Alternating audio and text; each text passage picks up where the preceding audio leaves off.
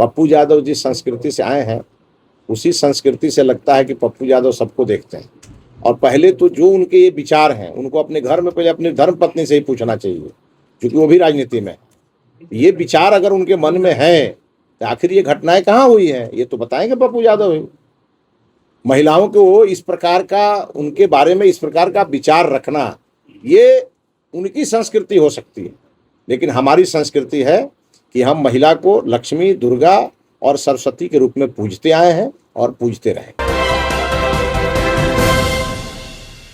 मैं आपके साथ उत्तम जादव। पूर्णिया के सांसद पप्पू यादव विवादित बयान में बुरे फंसते हुए दिखाई दे रहे हैं। वहीं इस पर बीजेपी के विधायक मिथिलेश तिवारी ने उन पर हमला किया है और पूछा है कि अगर इस तरीके का मामला अगर सामने आ रहा है तो ये मामला कहां से सामने आ रहा है, ये बातें पप्पू यादव जो है वो बता दे। वहीं पप्पू यादव ने कई सारे जो बयान दिए हैं वो इस पर भी मिथिलेश तिवारी जो बीजेपी के विधायक हैं वो अपनी प्रतिक्रिया देते हुए नजर आ रहे हैं। क्या कुछ कह रहे हैं बीजेपी विधायक, सबसे पहले आप उनके बयानों को सुनिए। देखिए, कांग्रेस की ये संस्कृति बन गई है कि कांग्रेस पार्टी के नेता जब जनता से उपेक्षित हो रहे हैं और जब उनको जनता के बीच समर्थन नहीं मिल रहा है तो अनाप शनाप बोल रहे हैं। और खासकर मल्लिकार्जुन खड़गे का उम्र हुआ, सीनियर लीडर हैं, और उनको कम से कम देश के जो संविधान का सबसे महत्वपूर्ण पद माननीय प्रधानमंत्री जी का पद होता है, उसके लिए कोई व्यक्ति नहीं है मोदी जी। मोदी जी इस देश के प्रधानमंत्री हैं और उनके बारे में अपमानजनक शब्द का इस्तेमाल कोई भी करता है वो निंदनीय है और पूरी तरह इसको कंडेम करना चाहिए। और जिसने भी ये बात बोली है उसको इसके लिए सार्वजनिक रूप से माफी मांगनी चाहिए। पप्पू यादव के बयान को कैसे देखिए? पप्पू यादव के बयान को ना हम सुनते हैं ना तवज्जो देते हैं। पप्पू यादव ने कहा है कि 90% महिलाएं की राजनीति जो है कि नेताओं के विस्तार से शुरू होता है। पप्पू यादव जिस संस्कृति से आए हैं उसी संस्कृति से लगता है कि पप्पू यादव सबको देखते हैं। और पहले तो जो उनके ये विचार हैं उनको अपने घर में पहले अपनी धर्म पत्नी से ही पूछना चाहिए, क्योंकि वो भी राजनीति में है। ये विचार अगर उनके मन में है तो आखिर ये घटनाएं कहाँ हुई हैं, ये तो बताएंगे पप्पू यादव ही। महिलाओं को इस प्रकार का, उनके बारे में इस प्रकार का विचार रखना, ये उनकी संस्कृति हो सकती है, लेकिन हमारी संस्कृति है कि हम महिला को लक्ष्मी, दुर्गा और सरस्वती के रूप में पूजते आए हैं और पूजते रहेंगे। उन्होंने कि ये भी बयान दिया है कि जब आप लोग इतना नारी का सम्मान करते हैं तो इतना केसेस क्यों बढ़ रहा है बिहार में?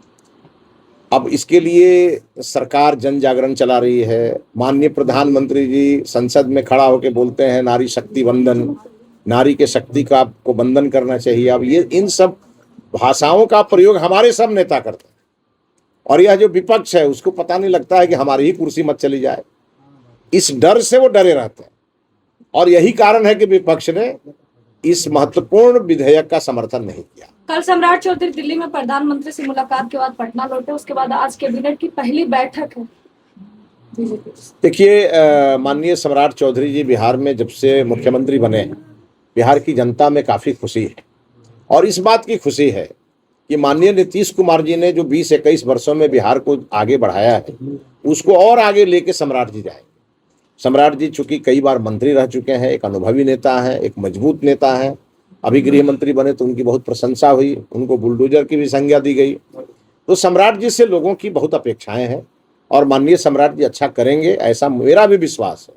लेकिन पहले से बिहार के हर नागरिक पे 27,000 रुपए का कर्ज है और अब 12,000 करोड़ का लोन लेने का बात जो है किया जा रहा है। ये कौन अर्थशास्त्री का बयान है? ये मीडिया में नहीं, ये किस अर्थशास्त्री ने ये आंकड़ा दिया है, मैं आपसे जानना चाहता हूँ। आप लोग तो मीडिया में कुछ भी चला देते हैं, न सिर है न पैर है। लेकिन एक बात तो तय है ना कि माननीय प्रधानमंत्री जी जिस प्रकार से देश की इकोनॉमी को आगे बढ़ा रहे हैं और जिस प्रकार से बिहार का विकास हो रहा है, तो जिस अर्थशास्त्री ने ये बयान दिया है उसको ये बताना चाहिए कि 90 में बिहार पर कितना कर्ज था और बिहार को आज कितना कर्ज है। और कर्ज जो ये इस बात को बोल रहे हैं कर्ज वो तो चुकाएंगे नहीं। सर, ये किसी अर्थशास्त्री का बयान नहीं है, आपकी लोगों की गवर्नमेंट साइट पे ये डेटा है।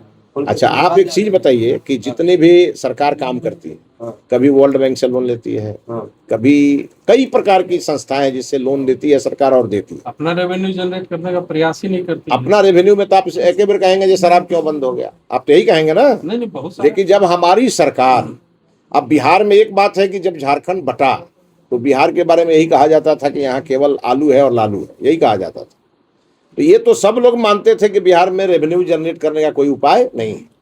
लेकिन आज उसी बिहार में आप जानते हैं कि हमारे यहाँ का बालू सोना के भाव बिकता है, और हमारे यहाँ जो बालू मिलता है वो दिल्ली में नहीं मिलता है। समझ लीजिए, हमारे पास जो है हम उसी पर गौरव करते हैं, और इसको लेके हमारी सरकार सजग है। उसके माध्यम से रेवेन्यू जनरेट हो रहा है। हमारे यहाँ चाहे वो रजिस्ट्री का पैसा, जो जनता अपना जमीन का रजिस्ट्री कराती है, या और भी जितने भी प्रकार के टैक्सेस हैं, उसके माध्यम से हम रेवेन्यू जनरेट कर रहे हैं। लेकिन ये काफी नहीं है। इस सरकार बनने जो के बाद नीतीश कुमार ने वादा किया था बिहार के युवाओं को रोजगार और नौकरी देने, क्या वो मिलेगा? आपको इस पर डाउट है क्या? क्योंकि बिहार के लोग कह रहे हैं कि हमने नीतीश कुमार को वोट दिया था, उनके एनडीए मंत्रिमंडल के विस्तार 4 मई को एक लाइन में मैं आप सबके प्रश्न का जवाब देता हूं। देखिए, सरकार एनडीए की है, सरकार कल भी एनडीए की थी और आज भी एनडीए की। केवल मुख्यमंत्री का चेहरा बदला है, और वो भी सहमति से बदला है। सरकार की नीति, सरकार की नीयत बिल्कुल वही है जो पहले थी।